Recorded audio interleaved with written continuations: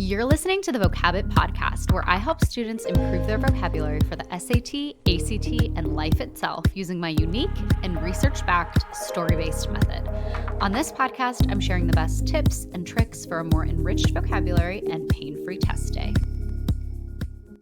Hello, and welcome to episode 50 of the Vocabbett podcast. I'm Erica Abbott, a former English and history teacher, the author of the young adult novel Ahead of Her Time, and the founder of the eponymously named vocabulary company, Vocabbett. So if you're just tuning in, we are doing a little writing series at the moment. We spoke in the last episode about how authors get their ideas and got some insights from my favorite author of all time, Elizabeth Peters.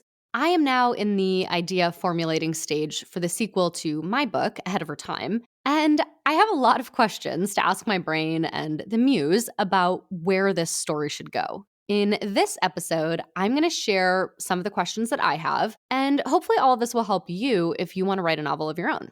If you haven't read Ahead of Her Time yet, though, stop now and go read it before you listen. There are going to be spoilers for that book in this episode, but I'm going to try not to have too many spoilers for the sequel as I talk about it. Okay, so here's what I know and can share about the sequel. I know, or think I know at least, that we're going to start back at Mitzi's house in Connecticut. I shared a snippet of that at the back of the first book.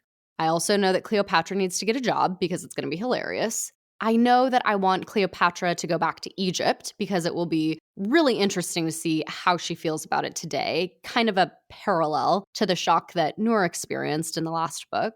I know that I want Noor and Marcus and Harvey to go to Rome to figure out what happened to Noor's parents. They can stay with Viviana to get her back in the mix. And I can't imagine that there won't be some kind of a love. I mean, I guess there's already a love triangle, but I guess like a love square between them. But I still don't know who ends up with whom. I started the last book thinking I knew, but I'm not so sure I do anymore. Other things I need to figure out? I need to get to know Harvey better. He's a really central character in Nora's life, but so much of that is backstory. So the bond between them is really strong, but it's more tell than show. And as a writer, we all know that show is a million times more powerful than tell. So I don't feel like I know him as well as I could, and honestly, you probably feel that way too.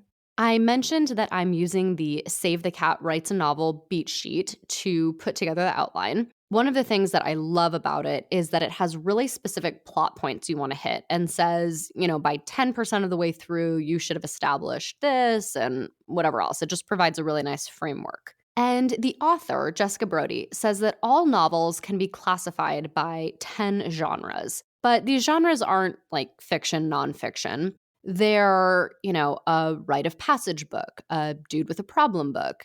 And I think I'm going to consider this a Golden Fleece book. Basically, it's a journey story, and the name comes from Jason and the Argonauts. Distinguishing characteristics of a Golden Fleece story are there's a journey, a team, and a prize. I think the journey will be fairly obvious. There's a lot of travel involved. I love the team. And I believe the prize is finding Noor's parents. But one of the big difficulties I'm having, and I know this sounds weird, but I really want to get a big picture description in mind before I dive in. What will I put on the back of this book? Because Cleopatra in the present day is such an interesting hook, but is it still Noor's story if Cleopatra in the present day is the hook and the back matter and all of that? How is Noor going to hold her own against Cleopatra?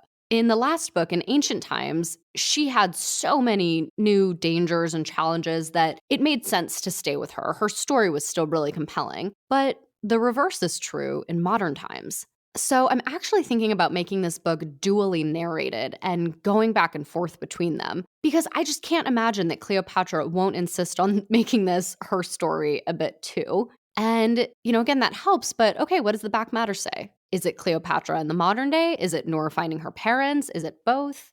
Funny little side note here. When I first wrote this podcast, my next line after this was, okay, I am formally putting the question to my brain.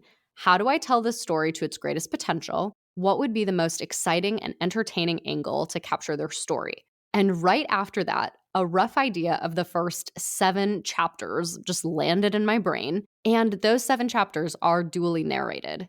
It goes back and forth between Noor and Cleopatra.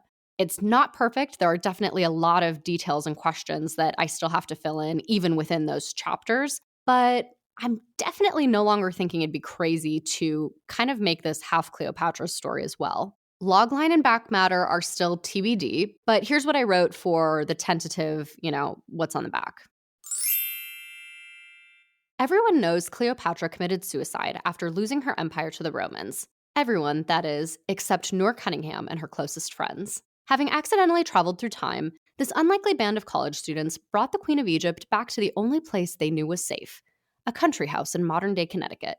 Now, the Queen of Egypt is expected to suffer through the present day, getting a job, submitting to TSA pat-downs, and living with the knowledge that her beloved kingdom has crumbled to ruins. Meanwhile, Noor still hasn't solved the mystery that brought her back in time, nor has she determined what to do with a certain Roman soldier she acquired on her travels. As their journeys span the globe, from the catacombs of Rome to the pyramids of Egypt, Noor and Cleopatra race against time to unearth secrets that could hold their salvation, or their doom. ... So it's starting to come together. I think it might be possible to tell two stories that will converge at the end. But to say that this is only Noor's story still, to make it all about finding her parents, I think literally ignores one of the most interesting characters of all time, Cleopatra.